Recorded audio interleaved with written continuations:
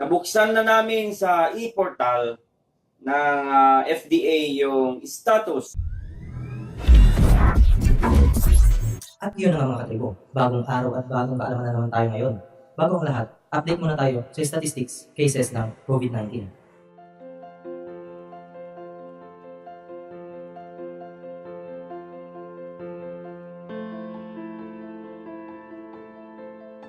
Bilang isang taga-subaybay sa Fabuna Antiviral Injection, pakinggan natin yung update ni Sir Mario Marcos. Nag-aabang tayo sa updates ng FAI regarding sa application ng License to Operate, that is LTO. Ngayon po ang ating updates ay nabuksan na namin sa e-portal ng FDA yung status ng license to operate natin ay unassigned pa rin. So na-receive po nila yung application natin noong April 8 at ano nang petsa ngayon? Hanggang ngayon ay unassigned pa rin. Mamaya ay i-check natin ulit kung ano po ang actual na status ng license to operate natin. Pero tayo ay magmuni-muni. Kasi maraming mga messages na aming natatanggap at sinasabi nila na nagkakaroon yata ng diferensya. Kasi nga po naman, sigon sa mga reports, wala na pong pagkukulang sila Dr. Fabunan sa nangyaring ito. Kasi noong 2011 na nagkaroon ng dengue outbreak, maraming pasyente pumupunta sa kanila, doon pumasok ang mga taga-FDA. Ito po yung nabasa kong mensahe.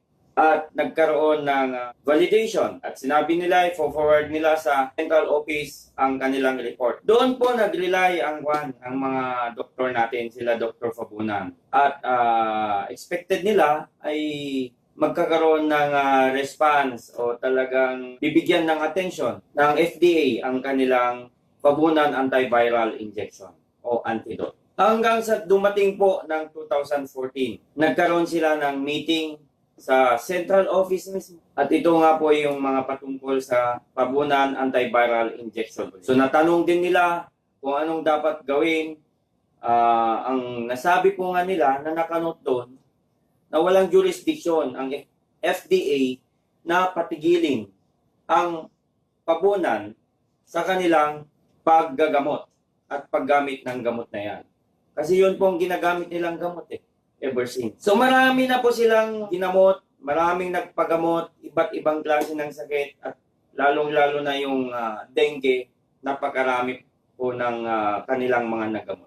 Ito po ay talagang nag-iisip sila. Bakit nung kasagsagan na naman ng maraming nagpapagamot, ito ay napapanahon sa COVID na to, sa pandemic na to, ay inaksyonan na naman sila. So nagtataka po sila at dito nga sa message, sabi nga po dito, bakit naman ganon?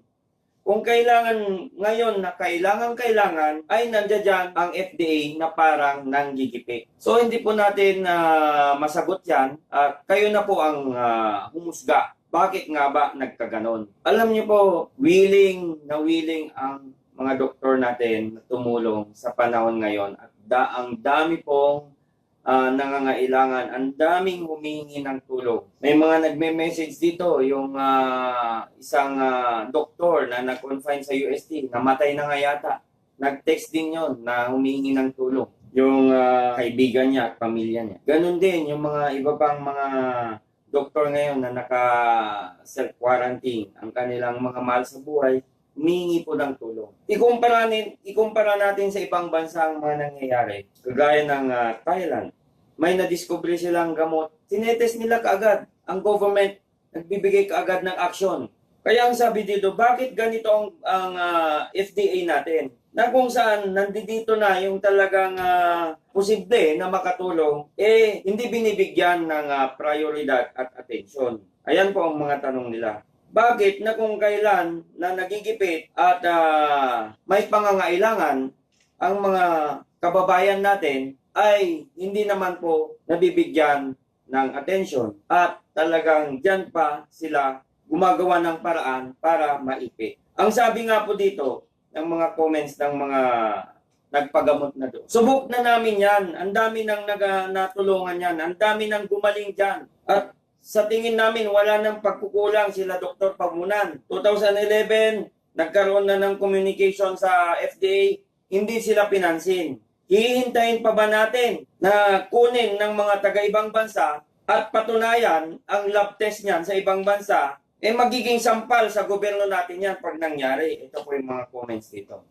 Sila Dr. Pabunan po ay talagang, yun na nga, ang sabi ko sa inyo nung una, yung nararamdaman nila talagang mabigat. Pero andyan pa rin yung puso nila para sa Pilipino, para sa ating bayan, para sa ating bansa. Siguro, panahon na para ayusin natin, bigyan natin ng pansin itong sitwasyong ito dahil marami na po talagang nanganganib ang kanilang buhay. Alam niyo po, para sa akin lang, para sa amin, kung ito ay mabigyan ng panahon, mabigyan ng prioridad ng gobyerno natin, in the future, marami pang hindi natin alam o may mga pandemic pang darating sa ating buhay, sa bansa natin. So meron na tayong panangga, meron na tayong protection. Ito po ay gawang Pinoy, invention ng Pinoy. Naniniwala po ako sa ating mahal na Pangulo na ngayon ay magkakaroon ng talagang pagbabago at sa ating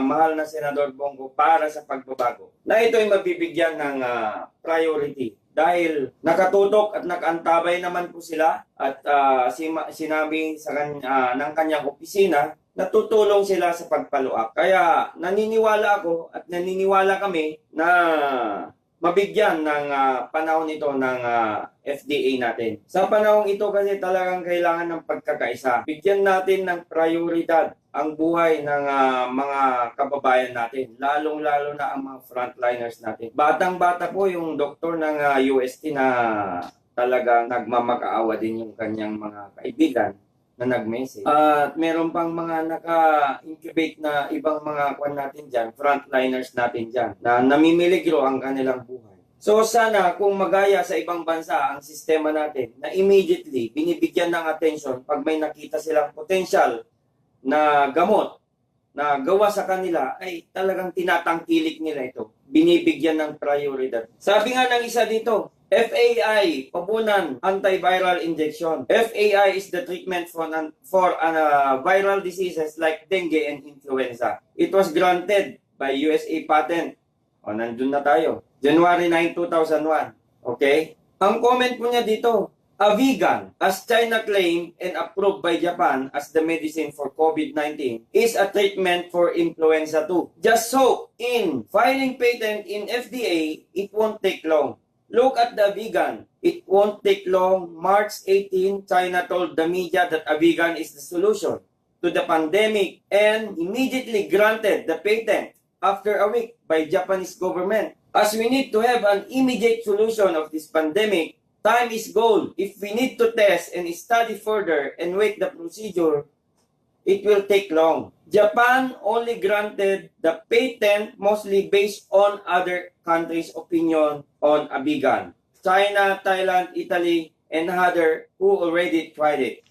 Alam mo po, ang sabi niya dito, hopefully, katulad ng Japan, hindi na dumaan sa tamang procedure bago mag-grant ang patent or FDA. Ang pinagbabasehan na lang, mga confirmation ng iba't ibang bansa at yung mga napagaling. So, dito po, sabi nila, marami pong comment Yun nga po, bakit hindi natin subukan? Dahil nandito na yan. At may assurance, willing ang mga doktor natin na makipag-collaborate sa mga expert natin, sa mga doctors natin, sa mga scientists natin para magkaroon na ng clinical test itong FAI na to. Ano po ang hinihintay namin? Na mag-grant ang LTO para maka-move kami sa next step. At pag lumabas po yung LTO, makapag-order na sana ng additional na mga components kasi kulang yung components natin. Kaya dapat mag-grant muna yung LTO para pag nagkaroon ng clinical test, meron tayong gamot para sa testing. Yun ang gusto ng mga Dr. Pabunan.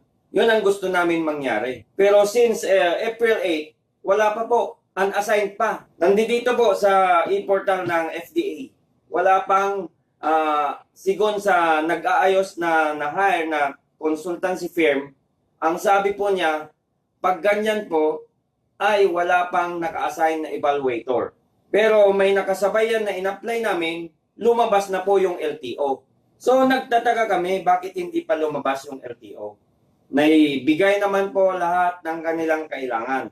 Sana ipagdasal natin na sana lumabas na yung LTO natin the soonest time para makamove po kami sa next na step para magkaroon ng linaw at mapatunayan na ito po ay hindi kwentong kundi ito po ay talagang totoo at handang patunayan ng mga doktor natin na talagang pwede na maging depensa ito para sa pandemic na pinagdadaanan natin. So, ako po ay hindi sumusuko at ako po ay talagang nananalangin. At ako po ay nagtitiwala sa ating mahal na senador dahil sila po mismo ay tumutulong sa pagpaloob ngayon kung ano na ang status ng application natin sa FAI.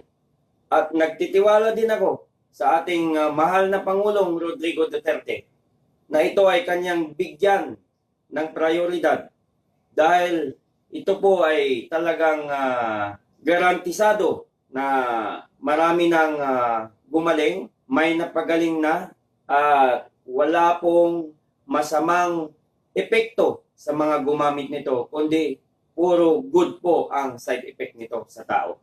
Salamat, sana ma-share natin ito para malaman, makarating sa kinaukulan na sana bigyan naman nila ng prioridad itong panawagan natin pagkat ito po ay para sa sambayan ng Pilipino at hindi lang po dito sa ating bansa, kundi makakatulong pa po sa ibang bansa. Lahat po ng nanonood ngayon, ako po ay nagpapasalamat sa inyo.